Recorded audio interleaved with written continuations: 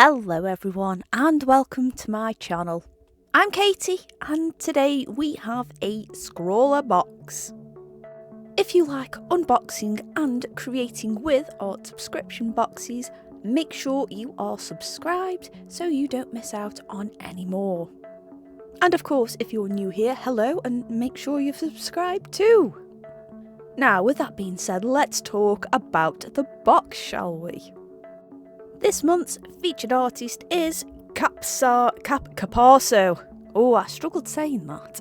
And I really like the print. I like the shape that it's on as well as the colours. So yeah, I like it. Go check them out. So upon unravelling everything, it looks like it is a paint marker kind of month with a few other pens chucked in too. The toffee that was in there was pretty darn good, as was the sticker. We also have the scrawler zine, and one of the items in there says I could have one of 3 colours, so that'll be exciting to look through once we get on to swatching. I must admit, Scrawler have been putting magazines in for a while now, and I still enjoy getting a nice cup of tea on and having a proper read through. So let's have a little look at what's inside the box. So to start with, we have the Derwent colour line marker, and there was one of 3 colours we could have. There was a yellow, a red and a pink, or an orange. I ended up with black. Do I win a prize for that? I'm pretty sure there would have been a couple. No, I've got 2 black liner pens. The second one we'll get to in a minute. We have the Molotow one for all acrylic twins. These are interesting. So you have a fine nib at one end and then a chunkier one at the top, and obviously they work like a Posca. You shake them, you pump them, and you get the acrylic paint. I love working with these, and I'm glad to be able to try some others. We also have the Uni Signo Broad White pen in size 1. I like these. These are one of my favourite white gel pens. Sakura coming in at second, but I always go to these when I can.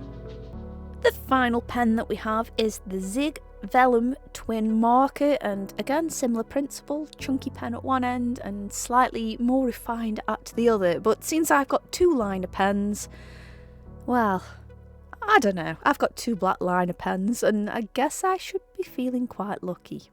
So the prompt for this month is a digital dystopia, which was very interesting and I kind of guess goes with the colour scheme.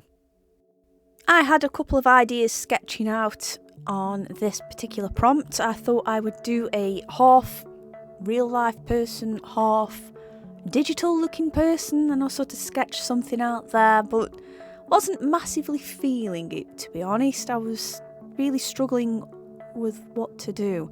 And I know these are the kind of materials where you can kind of make it look a bit digital, but it just wasn't happening for me on this particular one. I might have to sort of revisit this theme using a different medium and maybe attach a different prompt of my own to it.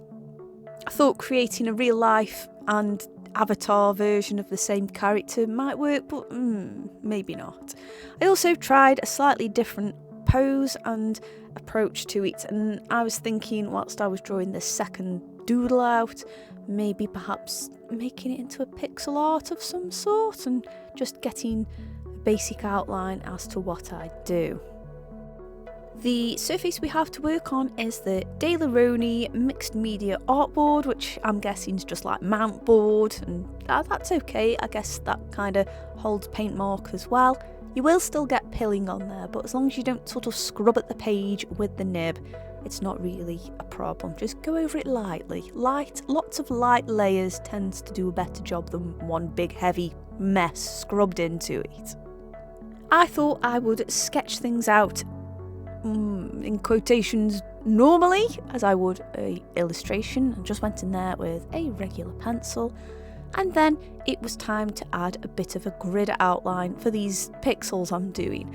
So I used a T-square and marked out 0.5mm markers for where I wanted the lines to go, so I could have these beautiful perfect squares. And although it might look like it took ages, it didn't with using the T-square. I think if I'd have used a set square or a ruler, it would have taken forever, but thank goodness I had that.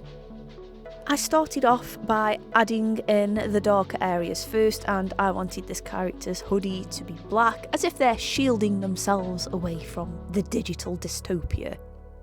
As we have a limited selection of colours, but very on brand for SCRAWLRBOX, so nice work there. I see what you're doing.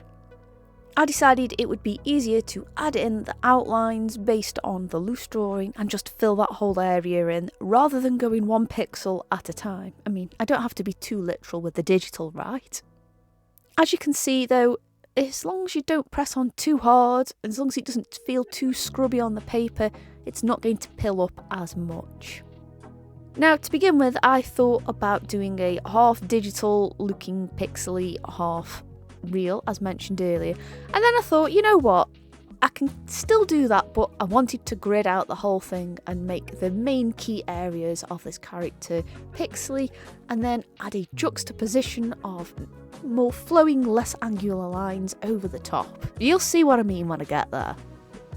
Once the basic areas were filled out, well, lined out first, I filled them out afterwards and then just started adding little pixels at a time, which is probably a better approach than what I did at the start, where I tried to do large areas one at a pixel at a time.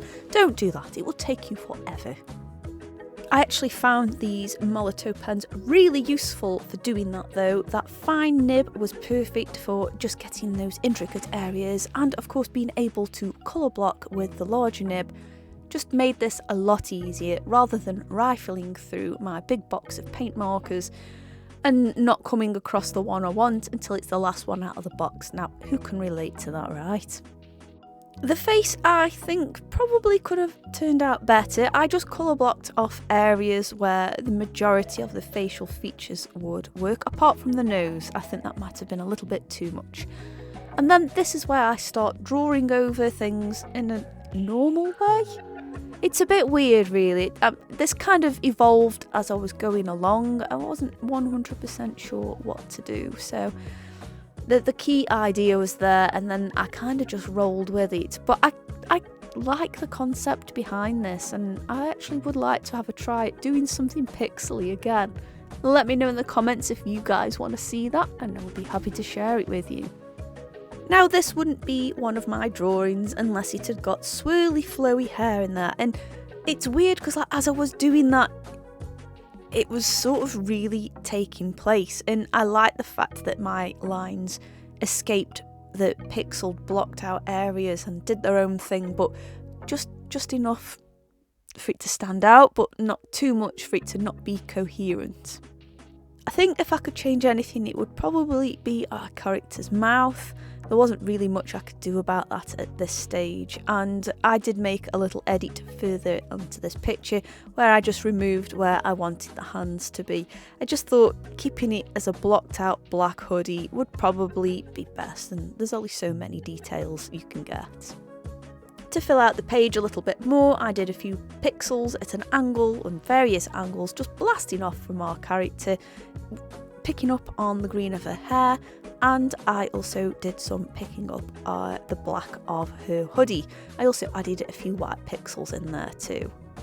What really would have been good would it be if I had a yellow or a red or a pink pen as promised. It didn't mention anywhere in the book that you got a black pen, but that would have really been super handy to add some extra features, so I don't know what went on there. Maybe I'm just really special. I added in some loose strands to tie in with these flying off pixels, and again, it just creates a bit more of a juxtaposition. And you know what? It's not my best, but I really enjoyed just playing around with these materials and playing around with this pixel style. Maybe if I do a little bit more, I'll get a bit better at it. Of course, as always, let me know what you guys think. Did you have this box too, and what did you do with it, and what did you think of it? Let me know down below. I just want to say a massive thank you for watching. I do hope you've enjoyed this video, and if you're new here, or even if you're not, there should be some fabulous things on screen now that I think you should click straight away. But in the meantime, I'll see you on the next video. Bye!